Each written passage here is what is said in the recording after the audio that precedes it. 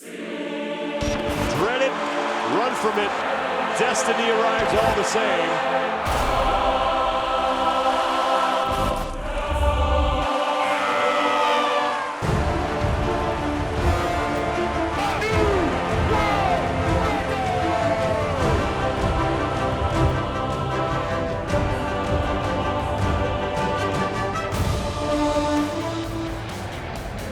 Day one is rolling along here at the 2019 Reebok CrossFit Games in Madison, Wisconsin. Thanks for being with us, everybody, here at the Rogue Iron Game. I'm Sean Woodland, being joined at the desk by Annie Sakamoto, and Chase Ingraham is now here as he has replaced Dan Bailey, who's off doing some preacher curl somewhere. I don't know if you can replace Dan Bailey, but I'll do my best.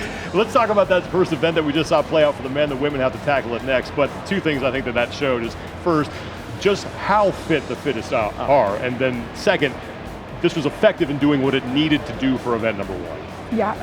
The big thing there is that there was so much lead up to what this event was going to be, how it was going to test these athletes, and was it going to be effective enough to weed out to the 75? Absolutely, unequivocally, yes. I mean, the time frame, 15 to 20 minutes, classic time frame for a good CrossFit workout. You got monostructural running, gymnastics. I mean, you got everything in there that you really need. Ben Smith was the only man in heat number one to finish this event. This is the first time we've seen him at what looks like 100%. What'd you like about what we saw from him in that first heat? Well, Ben Smith was so impressive to me because he didn't have anybody in that heat to push him. So he had no idea if he was pacing this event correctly. Am I going out too hot? Am I going out too slow? Am I going to be able to finish? So to be able to take a 16:28 on that event, I believe that was third place in the event. He overall. We'll have to check on that in the overall standings, but we don't have that yet. But to do that well and be in the first heat with 49 other people that were not pushing him, I am so wildly impressed by that performance. Absolutely. I mean, what Ben Smith did on his own, you said, you got one of the most competitive athletes in the field all by himself. What would he have done in that top heat with those top guys? Now, Ben Smith ends up finishing 8th.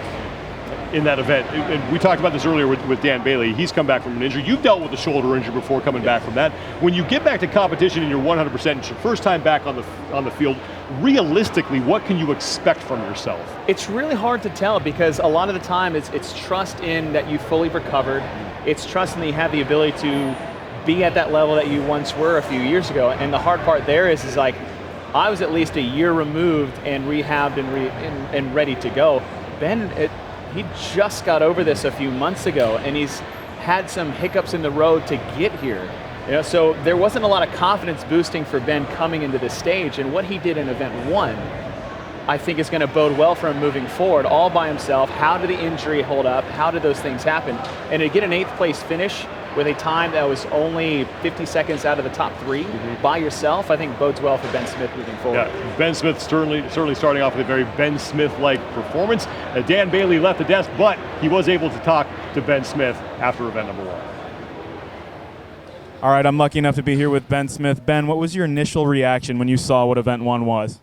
I was pretty fired up to see that. I like snatches. I like leg stroke climbs. So it was pretty cool that it was a workout of the day. I thought that was cool, bringing it back a little bit. So it's classic CrossFit. I liked it.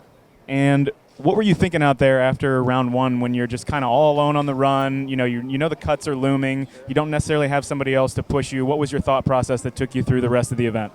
Yeah, I just kept thinking, heats 2 and 3 are going to be strong. So go out there and run hard, but more importantly, try to move through the leg rope climbs and the snatches fairly quick and transition. My transitions were pretty slow, but it was what I had at the time, so I gave it my all.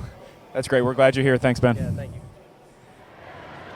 Ben Smith with an 8th place finish, racks up 86 points in the process in event one. Want to welcome in everybody who's watching us here on the campus at the Alliant Energy Center in Madison, Wisconsin. Hope you guys are having a great time here on day number one of the 2019 Reebok CrossFit Games. Let's keep talking about event number one for the men that we just saw go down, and the guy that I know you were watching was Brent Fikowski. Did you like, first of all, a simple question, did you like what you saw from him? Yes. Okay, that's a maybe. Why or why maybe. not? you know, I thought he didn't have the fire that I would have liked to have seen out of Brent Fikowski on the first event, considering that there's some massive cuts that he's facing. Yes, he's going to be fine. He's going to be in that top 75. But I feel like with such an unknown weekend, I would have liked to have seen a little more fire out of Brent in that first event. Yeah, Brent Fikowski taken 19th in that event. So still plenty of time to go, 64 points, so well within striking distance of a spot at the top. It's only event one, plenty of action to go. We saw a great battle in that final heat between Matt Fraser and Pat Vellner, something that we expected, but I think in that battle, you kind of saw what separates the two of them there. And in one heat and one event, they're like it's only one. And not when it comes to someone like Matt Fraser and Pat Vellner, is that Matt pushed the pace and never backed off the pace. Pat tried to hang with him and couldn't hold on. And what ended up happening is that, you know, Vellner would try to catch up during the runs. Matt stayed calm during, you know, throttling back a little bit. And where this event could be won or lost, that's where Matt shined the brightest, and that was on the legless rope climbs. The technical part of the squat snatches, yes, it's only 185 for them, but it adds up to a level that people don't really understand. And I think Vellner pushed the pace a little too hard too soon and paid for it a little bit. Now, he still finished 10th. Right. The best finish Vellner's ever had in an opening event. So, but what it looked like from there, I think it was just this tiny little microcosm of what we'll see for the rest of the weekend. Pat Vellner finished ninth, so top 10 finish for Pat Vellner. If you were Pat Vellner's coach right now, put yourself in Michel Letendra's shoes. What are you telling him? You're fine. Yeah. You're fine. You're fine. There's a lot more events, and 10th is not a bad place to be sitting in, especially right now. He's only a few points back, and there's a lot of work to go. The women are up next. They will take on the first cut event, and a lot of eyes will be on three giants from a small island nation in the North Atlantic. They are so well known in the CrossFit community that they just go by their first names. Annie, Katrin, and Sara. Between the three of them, they have 10 podium finishes at the CrossFit Games, 4 championships, and 23 event wins, and they are known simply as the DOTTIRS. My name is Annie Thorisdottir. I started competing in CrossFit 2009 when I was 19 years old. I am Katrin Davisdottir. I'm 26 years old, and this will be my 7th year competing. My name is Ragnhildur Sara Sigmundsdóttir, and I'm 26 years old. I've been competing in CrossFit since 2013. Thorisdottir is done, and she will be the first woman to begin her final set of 9 burpee pull-ups. I don't know how I stayed on the top for so long. It's because I love what I do. I think that's the most important thing. And I feel like I can constantly improve something. I'm extremely competitive, and this sport is perfect for that because there's so many things that you can continue to work on and progress in. And I feel like I've kind of grown with the sport. Katrin Davisdottir takes off to the finish line, and Katrin Davisdottir takes the biathlon. I always want to win, but my absolute goal and my main focus this year is to be the fittest on earth in August, and that's what I'm working towards. I really want to go focus into every workout. I want to attack every workout, whether it's a strength of mine or a weakness. Sara Sigmundsdóttir is going to demolish the time to beat. And there is a new Sara on the block. Sara Sigmundsdóttir wins event 3. I'm gonna have a comeback. That's my biggest goal, is that I won't be the person that got injured and never came back. I want to show that no matter what happens, that you can always work your way back. I had no idea that I was going to be in it for this many years, but I'm going to continue as long as I love it and as long as I feel like I can continue getting better. I have to give it the best I got, die a little bit in each workout, and hopefully that will be enough. I was raised that I could do anything. Like sometimes I feel like I just want to hold like a stamp and like tell them I'm Icelandic and I'm from Iceland and I'm a daughter.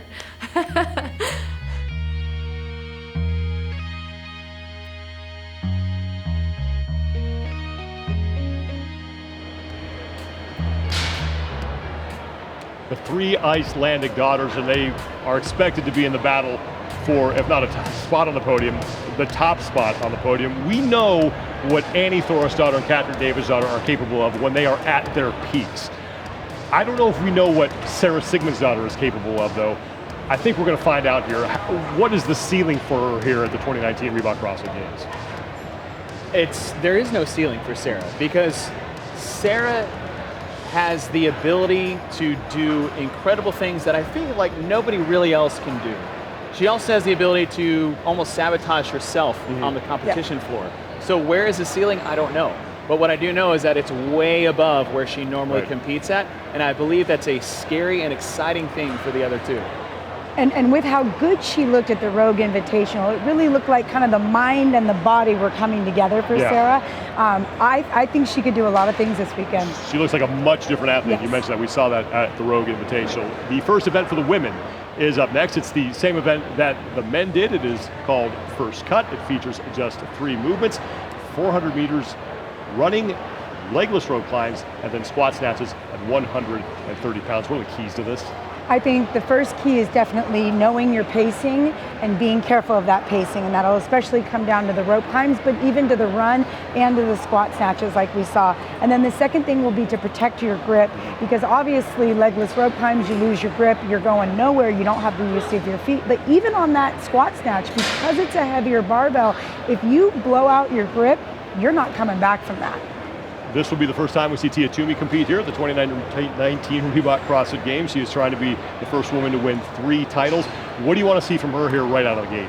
I want to see what I saw from Matt Fraser, and I think we are going to see it. She trains with Matt Fraser. I think that same kind of the ability to really push the pace, but hold the technical skill while working at a faster pace is going to be right up her alley, and I think she's going to do really well at this event.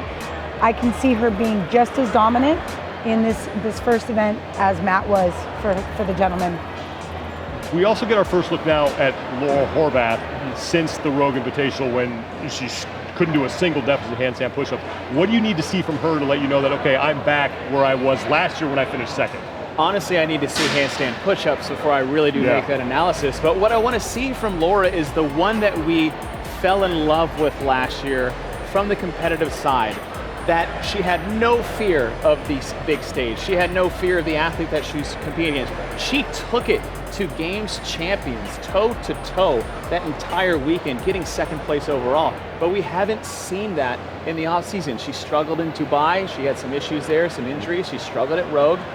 This is an opportunity that she could gain her confidence back that she needs going into the rest of the weekend. Yeah, we'd definitely love to see the Laura Horvath we saw in 2018 show up here in 2019. Let's get back to the day's schedule, just to keep you updated on everything that we have been doing. We will be back for the final heat of the women of event number 1, and then we will do the final heats for team event 2 and 3. Those events have been announced. You can go to the CrossFit Games app to get the details on those. We still don't know event 2 for the men or the women, but we will be doing those final heats. Stay with us. We will be here with you throughout the entire day. We're going to step aside and send you over to the CrossFit World feed, but we will be back with more from the Rogue Iron Game later on.